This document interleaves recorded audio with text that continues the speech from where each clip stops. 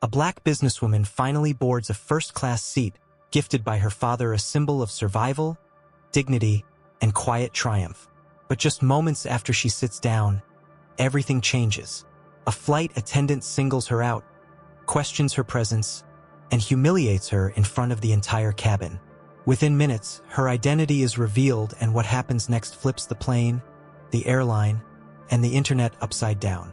You won't believe how fast justice moves when truth has a seat of its own. Stay with me, this is a story you need to hear. Before we dive in, let us know in the comments where you're watching from, and if this story hits home, don't forget to hit that subscribe button for more stories that spark change. Vanessa Thompson never thought first class would be something that fit her. For most of her life, she'd lived by the rules of modesty: work hard, keep your head down, earn what you have, and never expect too much. But the day that envelope arrived from her father, wrapped in crisp white with her name penned in the bold, careful script he always used, something shifted. Inside, tucked next to a handwritten note that simply said, "You've earned this," was a plane ticket, first class, business trip to New York, a reward, a recognition, a love letter in the form of legroom and champagne. She held the ticket in her hand like it was made of porcelain, not out of fear, but out of reverence. Not just because of its price tag, but because of what it represented. This wasn't just a seat upgrade. It was a testament to surviving a year of doctor's appointments and chemotherapy, to walking back into the mirror and recognizing herself after watching pieces fall away, to showing up for work even when her hands shook too much to type and her voice trembled too much to lead a meeting. It was her father's way of saying, "I saw it all. I saw you rise through it. Now it's time to sit tall." And if you're reading this, maybe you know exactly what that feels like. Maybe you, too, have sat through storms quiet enough that no one saw you clench your fists beneath the table. Maybe you've watched the world move on while you learn to walk again, physically, emotionally, spiritually. And maybe, just maybe, you've forgotten what it's like to receive something without strings, to allow yourself to be seen and celebrated without apology. Let this be a reminder. Sometimes, receiving is its own act of courage. Sometimes, stepping into a moment of joy, whether that's a first-class seat or a quiet sunrise after a long night, is a declaration of survival, of worth, of "I'm still here and I still matter." Vanessa packed her bag with care that night. She laid her navy blue blazer across the bed and polished her black flats, not because she needed to impress anyone, but because she wanted to arrive as the version of herself she had fought to become. Her mirror caught her reflection, and for the first time in months, she didn't look away. She nodded at the woman in the glass. Tired, yes, but upright. Here. And to you, reading this, I want you to think about your next first-class moment. It might not involve a plane or a ticket. It might be calling an old friend after years of silence. It might be standing up for yourself in a waiting room when they skip your name. It might be dancing in the living room when the music hits just right. Whatever it is, take it. You've earned it. You don't have to wait for permission to take up space. You've paid your dues in decades, in loss, in grace, in stubborn hope. This chapter, this moment, it's yours. Grab it like Vanessa grabbed that ticket, not with hesitation, but with both hands and the full weight of a life lived, still rising. The morning air outside LAX was soft and wide, the kind of sky that makes you pause just a second longer before stepping through the automatic doors. Vanessa felt it in her chest, the stillness before something begins. She clutched the handle of her suitcase, wheels humming over the concrete, each step echoing like a drumbeat reminding her, this is real. She was here, not as someone's daughter, not as a patient, not as the woman quietly holding everyone else together. Just her, a woman walking into first class, not with a sense of entitlement, but with the full awareness that she'd earned every inch of that aisle. Inside the terminal, time seemed to stretch, that strange airport rhythm where everyone's either rushing or waiting. Vanessa joined the check-in line, noticing the man ahead of her in a sharp gray suit and the older couple behind her, their fingers intertwined, moving like they'd danced through decades together. She offered a smile, and the woman smiled back, a small, quiet connection that warmed Vanessa's shoulders like sunlight. And when the clerk behind the desk scanned her ticket and said, "Ah, first class," with a nod of approval, Vanessa simply said, "Yes," without shrinking. For those of us who've spent years minimizing ourselves to make others comfortable, there's power in claiming space without apology. It's not pride, it's presence. And you deserve it. Every wrinkle on your hand, every mile in your memory has led you here. You've shown up to birthdays, funerals, hospital rooms, graduation bleachers, church pews, and long waiting rooms where the good news never came. You've waited and worried and done more for others than you let on. So when your name is called, when the world finally offers you something, even just a small moment of softness, take it. Don't hesitate. You've done your time in the back rows of life. Now walk forward. Vanessa made her way through TSA, nodding politely, moving with that quiet dignity older women wear like perfume, never loud, but impossible to ignore. She kept her eyes on the signs, followed the flow, and as she reached the first-class lounge, she paused again. She had never seen carpet this plush in an airport. The scent of fresh coffee filled the room, mingled with leather seats and soft jazz humming from a hidden speaker. A hostess handed her a glass of something sparkling, and for a second, Vanessa almost said no out of habit. But instead, she took it with a soft thank you and sat down by the window, watching planes lift into the sky like silver prayers. And here's the truth. We don't always believe we're allowed to enjoy good things, especially when we've spent a lifetime scraping by, waiting for the next shoe to drop. But joy doesn't have to be earned through suffering. Sometimes it's enough that you're here. Sometimes the story of your presence is the proof of your worth. So wherever you are right now, in your kitchen with the radio on your porch with coffee in hand, or riding a bus through familiar streets, take one breath just for yourself. Let it remind you that life still has surprises left, that softness still finds its way to us. Like Vanessa in that lounge, you too are allowed to exhale and say, "Yes, this is for me." Not because you fought for it, but because you exist. And that, beloved, is more than enough. When the boarding announcement echoed through the lounge, now welcoming first-class passengers to Gate B14, Vanessa rose with the kind of stillness that comes only after surviving a storm. She walked with her ticket tucked into one palm, her other hand trailing her carry-on behind her like a quiet companion. There was no rush in her stride, just a calm certainty. The way trees lean into the wind, not resisting, but never breaking.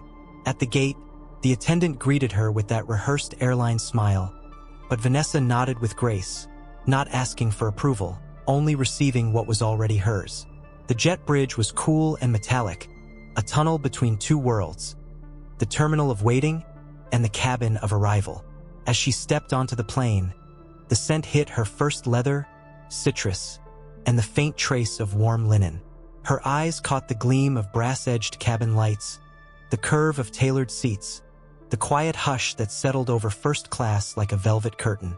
And then she saw the flight attendant, blonde bun, pressed uniform, a name tag that read Ms. Carlson.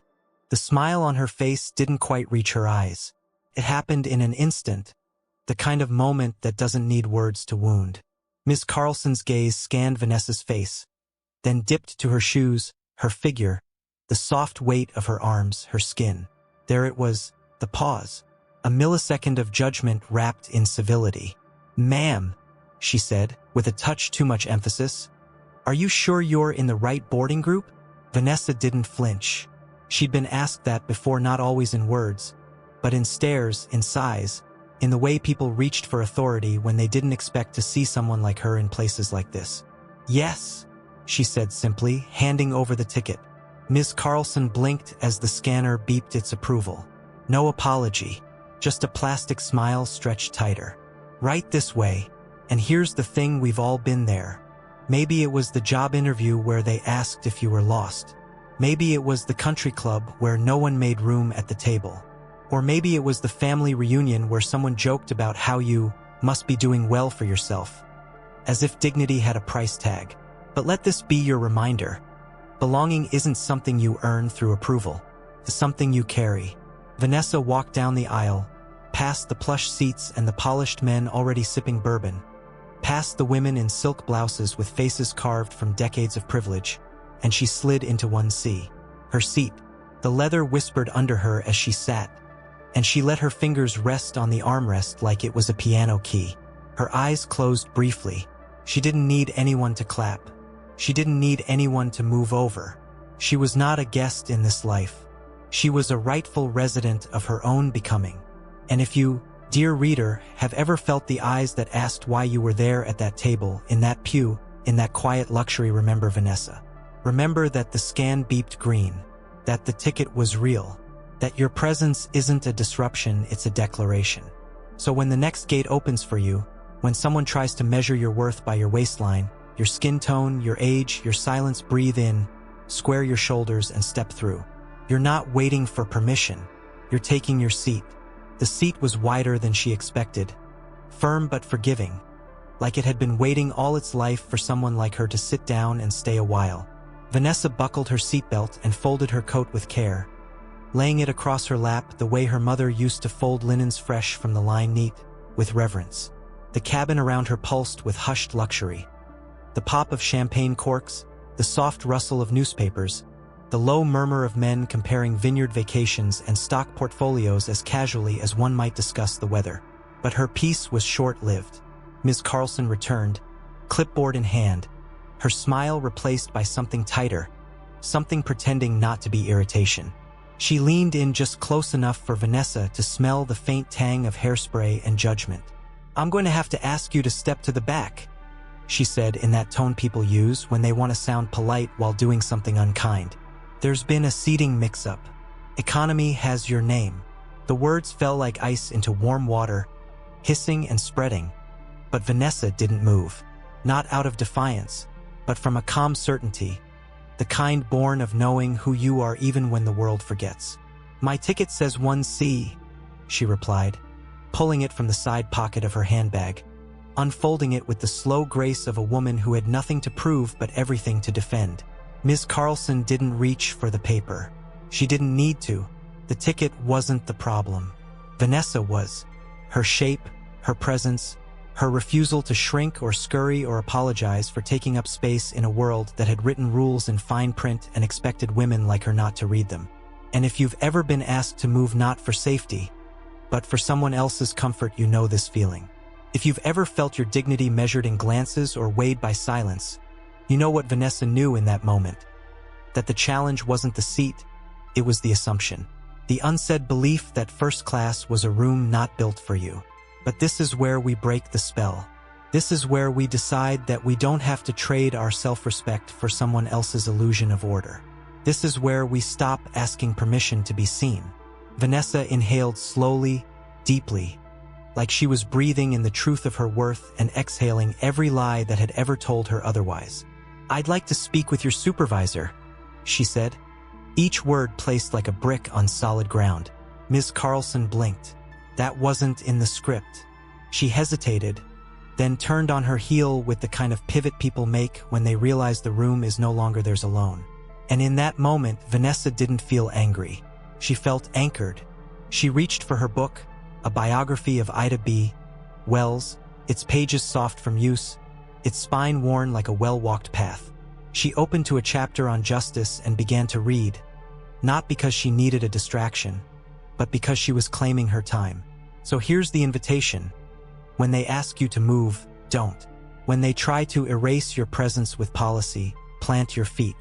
When the world offers you the back of the plane but your name is on the front, speak softly and stay seated. You have the right to remain visible.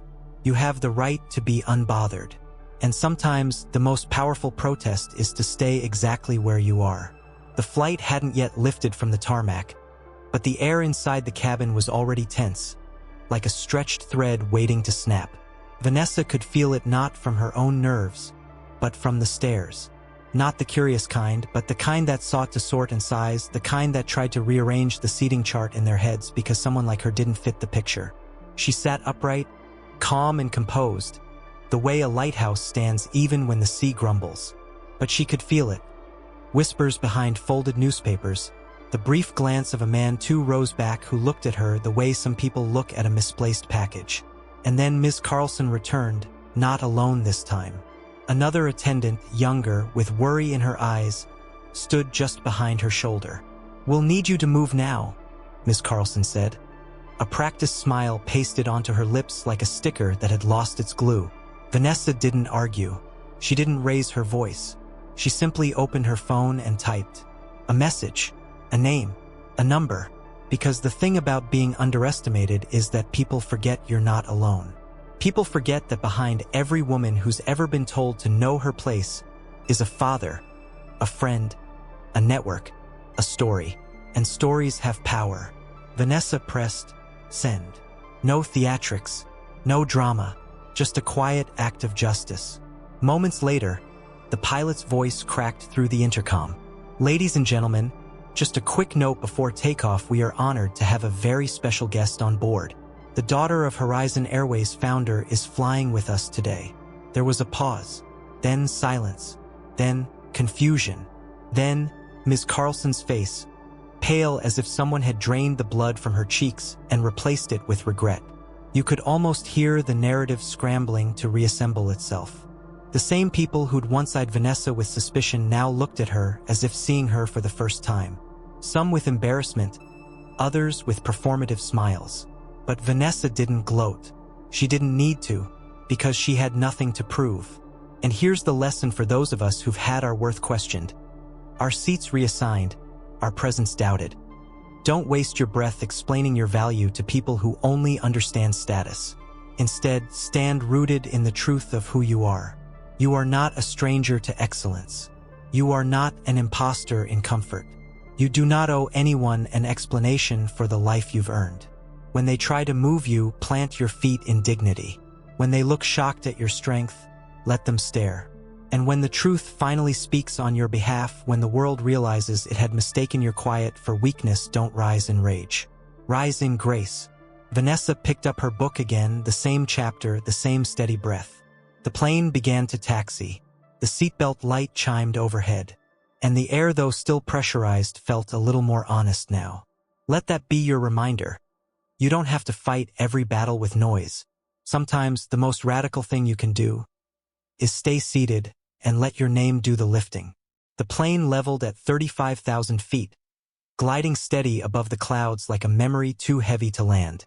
Vanessa sat quietly in her seat, sipping water from a glass stemmed like crystal, the rim cool against her lip, her breath finally even.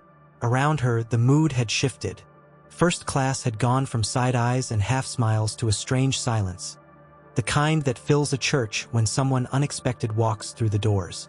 Ms. Carlson hadn't returned. Another attendant had stepped in softer voice, steadier hands, but the damage had been done. Not just to Vanessa, to the myth. The myth that said luxury had a look, a weight, a voice, a shape. Vanessa had shattered it without lifting a finger. She had done what women her age, her color, her body had always done. She had shown up. Not loud, not demanding, just present. And in her presence, the truth had found breath. That elegance isn't about thread count or brand labels, it's about knowing who you are when the world forgets to ask. A man across the aisle, who hadn't looked at her once during boarding, now leaned slightly, as if trying to catch her eye. He didn't speak, but his glance carried something unspoken, perhaps respect, perhaps shame, perhaps both. The woman too rose behind Vanessa, who had earlier clutched her purse like a lifeline, now pretended to scroll her phone, though her screen hadn't moved in 5 minutes. But Vanessa noticed none of it. Her mind was somewhere else, on her father, on the man who had raised her not with riches but with rituals. Clean your shoes before bed, speak only when your silence would be a lie, and never let the world tell you what you deserve. She thought about the way he held the door open for strangers, how he spoke to custodians and CEOs the same way, how his hands, rough from building a life that was never handed to him, had mailed her that ticket with a note that simply read, "Let them see you," and now they had. Here's the truth, dear reader. The world is watching you, not the loud parts, not the parts you advertise, but the quiet parts. The way you hold your dignity like porcelain. The way you keep your head high even when your heart is heavy. The way you offer grace not because it's deserved, but because it's yours to give. And if you've ever felt invisible in a room where you had every right to be seen, remember this: visibility isn't always about being noticed. Sometimes it's about refusing to disappear. Sometimes it's choosing stillness over apology, truth over explanation. You don't have to perform to be worthy. You just have to remain. Vanessa took another sip, turned the page of her book, and rested her free hand over her lap, where her pulse had finally slowed. Outside the window, the clouds rolled beneath her like cotton stretched thin over a tired sky. And above it all, she sat not as a passenger, not as a guest, but as a woman who knew the value of her presence. So the next time you walk into a space that looks surprised to see you, don't shrink. Let your shoulders stay broad. Let your silence be solid. Let your name carry its weight. Because when the cabin pressurizes and the truth rises, your seat, your story still belongs to you. Somewhere over the Atlantic, as the stars tucked themselves into the folds of the night sky, Vanessa felt a shift not in the plane's altitude, but in her own. It wasn't pride, not quite. It was something quieter, something older, like an echo from a time when dignity had to be worn like armor and silence was both a strategy and a sacrifice. The passengers were dozing now, the hum of the cabin a lullaby of privilege and comfort. But Vanessa stayed awake, not from restlessness, but from resolve. Her hands rested lightly on the hardcover book in her lap, her fingers tracing its spine like prayer beads, grounding herself in something that required no performance. Across the aisle, a man cleared his throat, the same one who'd earlier ignored her, now leaning slightly forward, sheepish in his body language. "I didn't realize," he said, almost to himself. His voice cracked with some fragile blend of shame and curiosity. Vanessa didn't look up. She didn't need to, because here's what we learn with age, with living, with wounds that have long since turned to wisdom. You don't have to meet every comment with conversation. Not every moment deserves your energy. Some things speak for themselves. And when the truth is on your side, you don't always have to shout it. You can just be it. Let that be your practice. There is a kind of resistance in refusing to perform, in choosing instead to inhabit your worth like a well-worn coat, weathered but warm, silent but sure. Vanessa remembered the times she had performed smiling to keep others comfortable, explaining her credentials to earn space, offering softness to avoid being labeled too much. But now she simply existed, and that was enough. And you, beloved elder, you who've earned your rest but continue to rise anyway, you know this lesson in your bones. You've seen doors close and still found your way in through windows. You've learned how to raise families with empty pockets and full hearts. You've worn invisibility like a second skin, and still, somehow, you shine. So don't be afraid to claim the space you're in. Don't second-guess your presence when you've already paid the price of admission in decades. Whether you're walking into a boardroom, a church pew, or a quiet conversation over coffee, let your posture say, "I belong." Vanessa glanced toward the window.